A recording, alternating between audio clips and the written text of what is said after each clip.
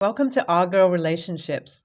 We talk about the problems people face in their day to day lives. Let's start with the video. I'm 29, female, married to a 28 male who's serving a prison sentence of 5 years. He is currently in his second year of serving, and with good behavior, he'll be out in the next 2 years. We have a 4-year-old daughter, and I was taking care of her. So I've been contemplating for a while about leaving my husband and just needed the right time to take that step. I know how hot headed he can be and didn't want my decision of leaving to affect my daughter in any bad way. For some context, my husband was sentenced for aggressively beating up another guy from his workplace.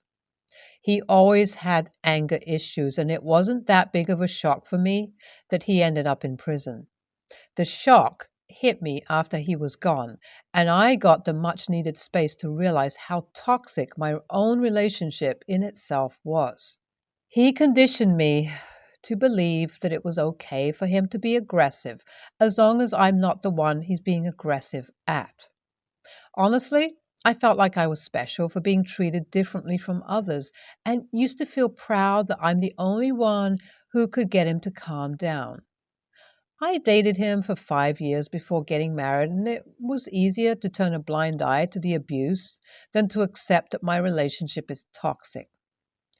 Even after going to jail, he didn't stop his emotional abuse. I used to deposit money in his commissary account because he lost his job. For people who don't know, prisoners are allowed to earn in jail, and the money is deposited in their commissary account, which sort of is an Amazon account. The funds are used to buy essential items like shampoo, soap, snacks, books, etc., depending on your status. Even though I was struggling with finances after paying the damages for his assault, he said to me that I can't let him die in there. He played the victim card, saying how hard it is for him to survive there and the funds I'm providing are barely enough to pay for his security. I don't know the complete inner workings, but I can see it now how he used my love for him as his ace and played me to get whatever he wanted. Now that I've come to realize this, I wanted out of this marriage. I couldn't let my daughter learn that it's okay to put up with a man that uses violence to protect his family and justifies putting a man in hospital by saying it was all for his love. But I also knew his temper and that if I acted rashly, he was going to pull something to mess up my life. And just as I expected, he did exactly that. On my last visitation, I told him I'll be filing for divorce and that he shouldn't try to manipulate me into staying because it's not going to work anymore. I also told him that the DOC has informed me about how he doesn't have enough funds left to pay for his next order of essentials, and he should ask his parents or someone else for the money, as I'm not depositing a single penny into that accounting. Of course, he got aggressive after hearing, and thankfully, the visitation time was over before he could shout his lungs out at me. Seeing how he did start banging on the table, I was glad for the guard standing near us. Anyway, I ran out of there as fast as I could. My heart was pounding so hard it felt like it'll burst out of my chest. The next day, I contacted my lawyer I had hired before and asked him if he could rush the process. He told me it'll take a couple of days more for the papers to be delivered, so I waited patiently. I had applied for full custody of my daughter, and with my husband's history of violence and being a convict, it wasn't going to be hard to get sole custody. But just 2 days after that, I found out that my father in law had filed for emergency custody of my child. In case you don't know, a relative can file for emergency custody if they can prove that the parent in charge is dangerous or inefficient mentally to care for their ward. When I was served a notice, it was mentioned that my father in law was trying to use my mental health as an excuse to take my daughter away. He made a case using the text exchanges between me and my mother in law. They were several months old and was around the time when I was really battling with depression. She was my only mental support at that time, and I told her most of the things that went on in my mind. There were texts like I sometimes want to run away or that single parenting is really hard. I even mentioned how financially it takes everything out of me to make sure my daughter gets regular meals, and I have to starve myself because of it. He used my mental health to prove that I can't take care of a child and that he should have custody of my daughter until my husband is out of prison. The first thing I did was call mother in law and ask her how she could let him use the text chain as evidence. She was the only one in this family who I really thought would be on my side. Our relationship was more than that of a mother in law and daughter in law, and I simply couldn't believe that she let him do this to me. And when I called her, she told me how father in law already knew about the text exchanges and screenshotted the conversation without her knowing about it. She said that she didn't even know he had filed for emergency custody. And even though I was glad to know, she didn't betray my trust. I still couldn't keep on talking to her. Her being in the same house as my father in law complicated the situation a lot, and I needed to be safe. Now I have cut all contact with my in laws and my husband, and I'm preparing for my hearing that is due in 4 days. Thankfully, the weekend gave me extra time to prepare for it, and I do have a lot of things in my arsenal. I've been collecting evidence for a while now, just in case my husband tries to use my insanity to take away my daughter, and I just have to use it at this hearing. I don't think I'm wrong to do so. All I want is my daughter to grow up without having her father in her life. One thing that concerns me is that it's not her choice and I'm forcing it on her. Does that make me an a-hole? So the hearing went well. Thankfully, the lawyer I hired to take care of my divorce actually referred me to one of his colleagues who was an expert in custody cases, and he really came through. His first advice to me was to mentally prepare myself because if my father in law was able to pass the ex parte hearing and got the officials to actually consider this case as needing a hearing, he's going to have a lot more than what I know of. He said that I need a well rounded defense. He went as far as to get a full medical checkup of my daughter just to prove that she's healthy both physically and mentally. We used my account statements to show that I make more than enough now since I got a promotion to provide a good life for my daughter. He also asked me to round up people who could testify about my character and used our family videos to prove that we were happy even without my husband. The biggest factor in me winning the case was my father in law's timing. He used text chains from months ago, and the fact that I lived with an aggressive husband without recognizing how toxic the relationship was as his biggest card to prove I'm mentally unequipped to take care of a child. But thankfully, the psych evaluation I took only a day ago showed how I'm perfectly fine to be a mother, and the judge ruled in my favor. Even though I knew that this was going to happen and my lawyer has assured me my daughter wouldn't be taken away, the whole thing was a roller coaster of anxiety and panic attacks. And now that it's over, I am crying out of relief. My mother in law came to live with me today. She told me that after the stunt her husband pulled without her consent, he really pulled out the last straw and she couldn't stay with him. She has always been the voice of reason in the family and the sole person who actually criticized her son when he was aggressive and violent. My father in law has always praised his son for teaching people how to behave, and the fact that he himself is a red flag was the reason I was able to talk to my mother in law about my situation all those months ago. Even though she chose to stay in her marriage all this time, she really advised me to get out while I still can. Not once did she belittle me for being ignorant or an idiot, and I was really thankful for her support. So, when she came over to my house one day and said that she has moved out of her house and would help me raise my daughter if I'm willing to let her be in my life, I was really happy. I know a lot of you will say that I'm being played again and that I shouldn't trust my mother in law. But after being in a manipulative relationship for over 9 years, I know what it's like to be manipulated, and my mother in law is being genuine when she said that she cared about me.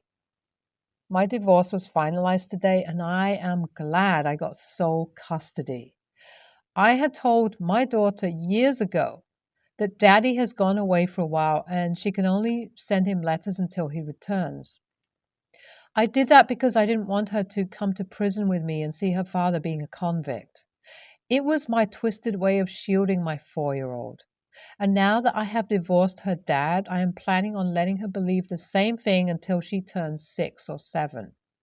Once she's capable of understanding things that are serious, I will tell her the truth. Until then, I want her to live her innocent life. Am I making a mistake here? Also, I got the house we were living in during the divorce settlement, and I'm planning on selling the place and moving somewhere where I can start a new life. With my ex mother in law living with me, whom I refer to as mom now, I think I'll be able to manage raising a daughter and a job. NTA, you might be slow and very late to realize the reality of your situation, but in no way are you an a-hole. You basically have a free get out of jail card. No puns intended.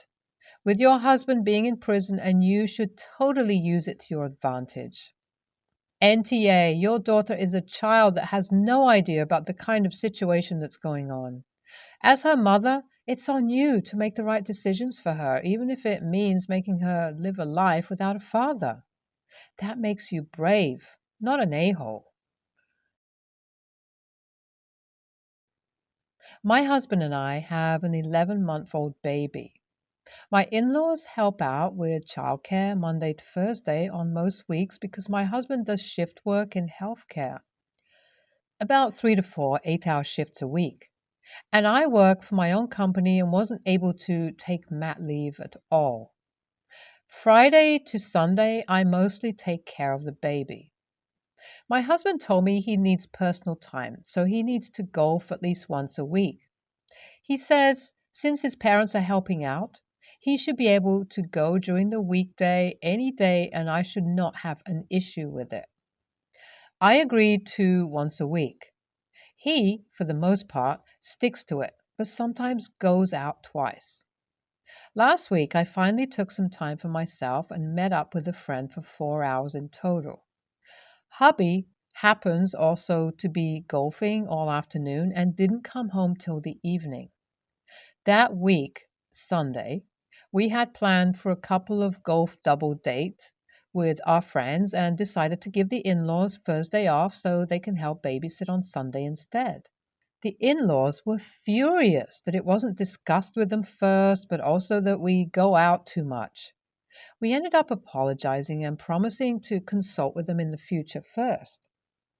On Sunday night, hubby told me he cannot watch the kid Monday morning because he had to do some paperwork and then go to work after. Then he said he was going on Wednesday night to watch a baseball game with his buddy, and if I was okay with that, I said no problem. Then next morning, he tells me he planned golf for tomorrow during the day and that he also won't be home for the evening because work is throwing a social dinner. He asked me if it'd be all right with me. I said, maybe it's not such a good idea, as your parents were just mad at you last week. I also feel that 3 social events in such a tight period is not appropriate. If you aren't working and have the free time, you could spend more of it with your 11-month-old baby. I'm not saying this because I want the same freedom. I simply feel that as a new father, he should place more priority on spending time with the baby than to do 3 social events in a row. He did not like my answer and says he can make up the time by spending some other time with the baby. He also said he should never need to justify his personal time and he's not needed as I have help from the in-laws. And also, why am I questioning his social plans when I met with a friend last week? He said I'm illogical. I make him feel guilty, anxiety that he wouldn't be with me if we weren't married and had a baby. Later, I told him that if he feels he has done enough dad duties, then he can go for his socials as he's an adult who has made up his mind, but he shouldn't ask for my opinion because I would still not see it as reasonable. This was not okay with him as he wanted me to change my way of thinking fundamentally. AITA for thinking he's taking too many liberties with his personal time. NTA, but he is massively, especially with, if it wasn't for marriage and the baby, I wouldn't be with you. That is the most horrible thing to say to another person. Was he actually happy, excited to be a dad? Did he want the baby in the first place? Did you two have issues before the baby was born? You're also a little bit of an a-hole with how you treat the in-laws. They are not free babysitters whenever you please. They are family doing you a huge favor. NTA, but both of you need to get your shit together. Changing days on your in-laws is not cool, and nor is treating them like staff. Your husband needs to have work as his first priority and baby as his second. His social life is third. If he is not at work, he should be with the baby. If he wants to organize a social outing, he should arrange it with his parents, not assume that they have the baby every Monday to Thursday. Honestly, he sounds like he has not adjusted to being a parent and still acts single. I, 40 female, live with two of my children, 19 male and 16 female. My ex-husband used to give me €230 for every child every month. Once the kids started working, they both started contributing €200 each every month instead of their father's child support. For medical reasons, I don't work. I get a government refund of €460 every month. We're a very low income family and barely make ends meet every month with only €860, from which I have to buy food, toiletries, and pay all the bills. Earlier this summer, my son's girlfriend, 20 female, came to live with us full time. She used to spend here 3 to 4 days of the week, but eventually she started living here every day because A, she and my son have more privacy here with their own room, whereas they don't have a room at their parents' home, and B, her work is closer from here. I feel it's unfair that I barely spend any money on myself, but she's living here for free. This week, I decided that it was finally time to view my opinion on the matter. I told them both that since they're both employed adults, they both had to start paying their part, €200 each every month. If they were to go live on their own, they would be spending so much more than that on rent alone, which they both know. I could see that my son was flustered during the talk because he knows I'm right, and that it's not fair that I'm making sacrifices while his girlfriend doesn't contribute a penny. They don't want to go live on their own, and living at her parents' house permanently whilst they don't have to pay, they won't have any privacy. Then girlfriend said that she doesn't think it's fair that she pays €200 because she's not comfortable here because of my 3 dogs. She's right that the house is a mess and maybe we should all clean a bit more. But she's still making use of all the food and amenities here, and I don't see how a dirty house has anything to do with that. To add insult to injury, her parents are adamant that she shouldn't pay for whatever reason. They encouraged her to go eat and shower in their house so she doesn't have to pay anything, even though she's still making use of the internet, water, electricity while here. She keeps saying that she doesn't have to pay a thing or do any chores at her parents' house. I understand that people live differently than we do, but I want to know if I'm the a-hole here for requesting that as long as she's living here, she pays her part as a grown employed adult. First of all, thank you all for your contribution to this post. I showed this post to my son. He was actually the one who encouraged me to post it. He showed it to his girlfriend and she got upset. She decided to move back at her parents' house. I really didn't want her to leave because I have nothing against her and loved her as my own child. Also, I know this will impact my son negatively because he won't be seeing her every day. But I can't financially support a full grown adult, and even if I could, I shouldn't have to do it. For all those who are asking, I'm not in the US. I'm in a European country, and things here are a bit different. 16-year-olds are considered adults by state. Their father isn't paying child support anymore as per court ordered divorce contract that states that once kids start working, gain full-time salary, he's not obligated to pay child support anymore. He does still help the children financially, individually, in things they might need. Also, please don't call someone who can't work for medical reasons lazy.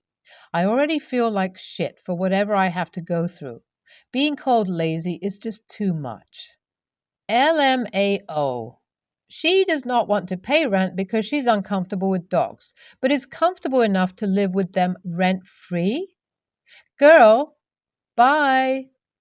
NTA. NTA. She's living in your house, using your utilities, food, and such. Even if she were to shower at her parents' house and eat there too, she's still using your stuff because, well, she lives there. Her saying she didn't have to do so at her parents' house makes absolutely no sense. She's not there. She's more than welcome to move back if she wishes. I'm sure you're not holding her hostage. If she doesn't want to contribute or do chores, then she should move back.